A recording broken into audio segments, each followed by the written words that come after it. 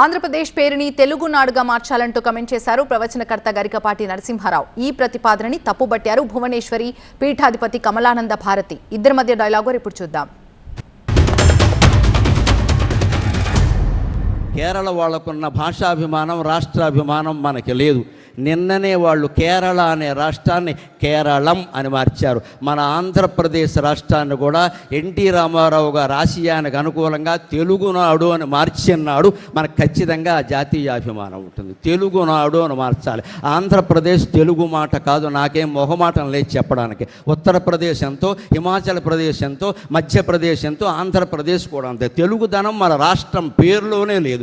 NT Ramarao గారు తెలుగునాడు అని మార్చడం కోసం నానా యాతనలు పడ్డాడు ఆయన. మళ్ళీ తెలుగునాడు అని మార్చాలి. తమిళనాడు లాగే తెలుగునాడు అని మార్చాలి. ఒక సున్నా లేకపోతే వాళ్ళకి ఇబ్బంది ఏందా? కేరళ వాళ్ళు వెంటనే మా రాష్ట్రం, మా భాష కేరళం అని మార్చాల్సిందే అనుకున్నారు. అటువంటి పట్టుదల మనలో వస్తే రాష్ట్రం పేరు కాదమ్మా, తెలుగు ప్రజల బతుకులు కూడా మారతాయి ఖచ్చితంగా.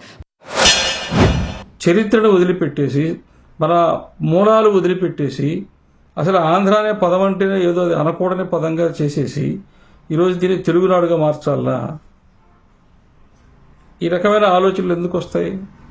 గరికపాటి నరసింహారావు గారు ఇక రాలికి ఆంధ్రాకి వస్తారా మీరు? ప్రదేశ్ అనేది కూడా సంస్కృతమే కావచ్చు, ఉంటే ఏంటి నష్టం? నాడు అనేది తమిళ పదం కాదా? మరి దాన్ని తీసుకొచ్చి మా మీద ఎందుకు రుద్దాలా? ఇట్లాంటి మేధావులే ఆంధ్రప్రదేశ్కి మద్రాసు రాకుండా చేశారు.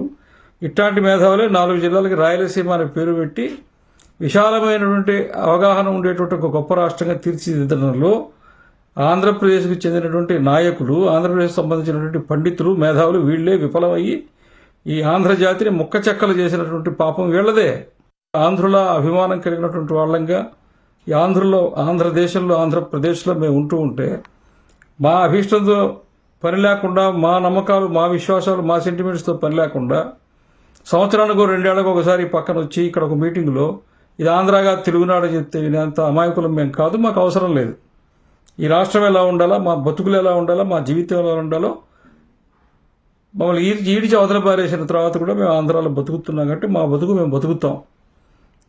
ఇక్కడ మేము బతకలేమని చెప్పి వెళ్ళిపోయి ఎక్కడో బతికే వాళ్ళు వచ్చి ఇక్కడ సలహాలు ఇవ్వద్దు. మీ సలహాలు మాకు అక్కర్లేదు.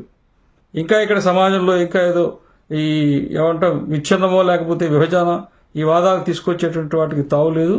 మేము ఆంధ్రులము, ఆంధ్రప్రదేశ్గానే ఉంటాము.